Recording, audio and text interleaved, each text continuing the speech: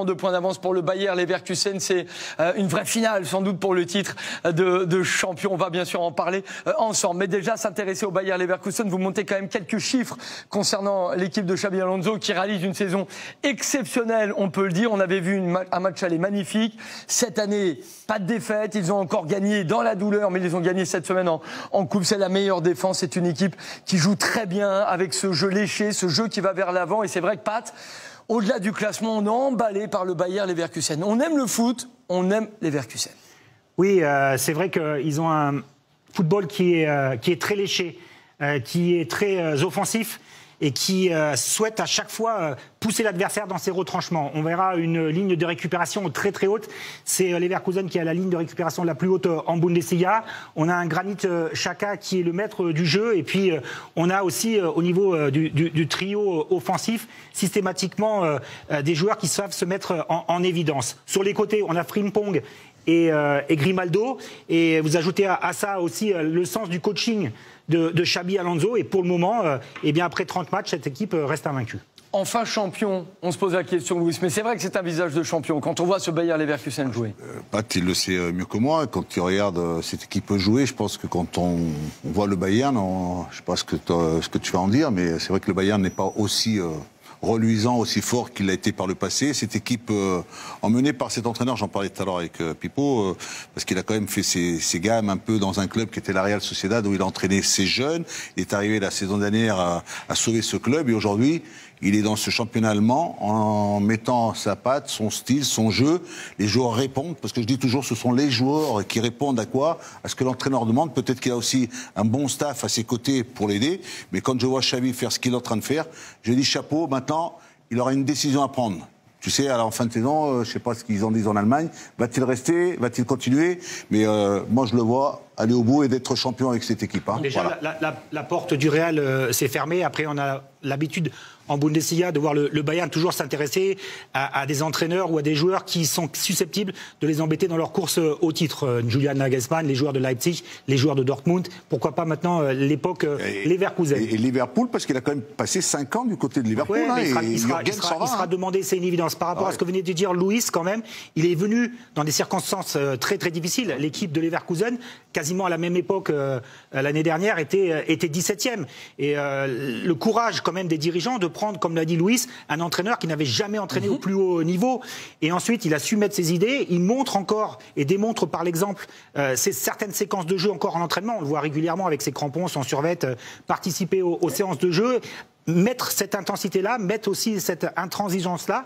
Et après, il y a une autre chose aussi, c'est que le travail avec le binôme Stefan Kiesling est excellent. C'est-à-dire qu'aujourd'hui, ils ont tenté, je ne vais pas dire des paris, mais des joueurs qui sont venus à Leverkusen, que Leverkusen a recruté pour ensuite trouver ce style de jeu que Xabi Alonso met en place. Et écoutez Tapsoba, défenseur burkinabé du Bayer Leverkusen. Il jouait à la CAN il y a encore quelques jours et c'est Julien Chaput qui l'avait rencontré. Il nous donne son avis sur son coach. Moi, je dirais que Xavi, dans les années à venir, c'est le plus grand coach du monde parce que c'est un coach, c'est vrai qu'il vient de commencer, mais c'est un coach qui a toujours faim.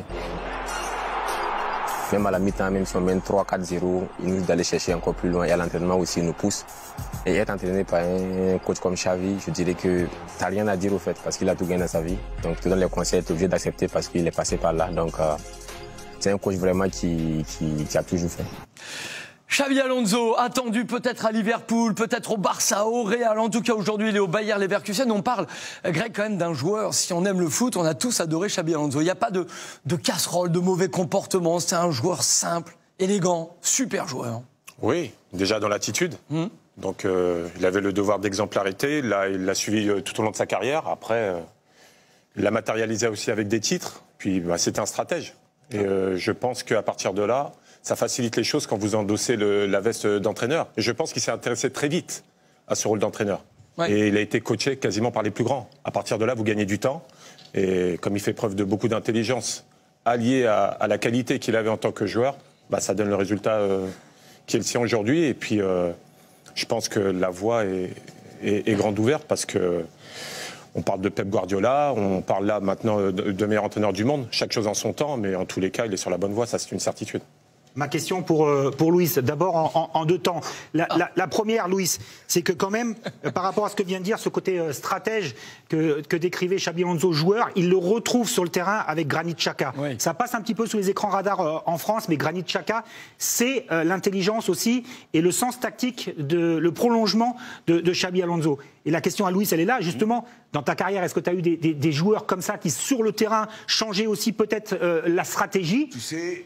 Et comment tu te comportais avec un joueur qui vient te dire... Le jour où on m'a demandé d'être entraîneur du côté de Cannes, j'avais un entraîneur par lequel je regardais, j'observais, c'était Johan Cruyff. Et Johan Cruyff, il a inventé un poste, il y avait toujours, dans chaque équipe, on disait, le numéro 10, c'est le joueur technique, le joueur le plus dangereux, celui qu'il faut vraiment empêcher. Il a inventé un poste, c'est celui devant la défense, ce numéro 6, qui était Pep Guardiola, qui était ses joueurs techniques. Et moi, je me suis un peu identifié à mettre ces joueurs-là dans ce cœur du jeu, parce que quand il y avait des défenseurs qui cherchent la première situation, la première relance, qui cherchent un milieu technique pour qu'ils puissent orienter le jeu. Non, mais je vais traduire la question de pas, parce que je crois que c'était pas ça sa question, mais c'était pas clair. C'était pas clair. C'est de ma faute.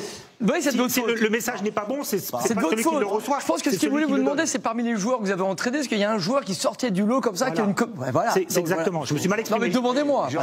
Et j'allais vous dire Arteta. Non, vous avez entraîné Arteta. Bah oui, vous êtes dit lui. À ton avis, pourquoi je vais le chercher?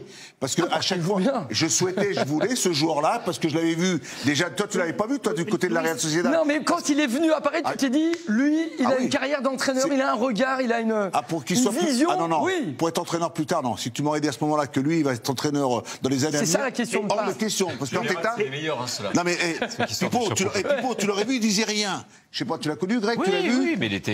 Il se taisait, il parlait pas. Et sur le terrain, même, il ne jouait qu'avec ses pieds. C'est là où il faisait les différences. Louis, si, par exemple, tu as un joueur sur le terrain qui voit pas forcément la même chose que toi, ou qui ressent pas la même chose que le coach sur le banc, parce que ça peut arriver, Arteta ou là, Granit Xhaka est capable de se rapprocher du banc et de dire je vois pas ça comme ça, on change.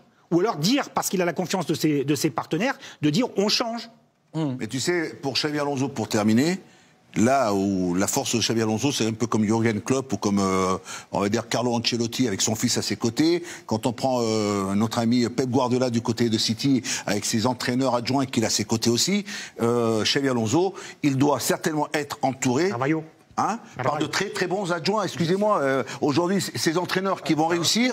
Non mais Greg, c'est important. Mais oui, tu sais, mais t'as raison de le. C'est important parce qu'on dit l'entraîneur seul. Non, il n'est pas seul. Il est bien accompagné. Lui, il est super bien accompagné. C'est comme Carlo Ancelotti avec son fils, non aussi, hein. Ouais. Bah tiens, tu parles de Carlo Ancelotti, on parlait de Guardiola qui était mis par Cruyff. Ancelotti, il a inventé Pirlo dans cette position-là. Voilà. C'était un tréquartista à la base. Et c'était l'un des grands derniers numéro 6 offensifs. Hein. Et qui était son œil sur la pelouse quand on parle de rapport. Et Xabi Alonso était de même lorsqu'il était au Real de Madrid, quand je l'ai vu jouer dans cette position, ce milieu de terrain, avec cette élégance, cette facilité.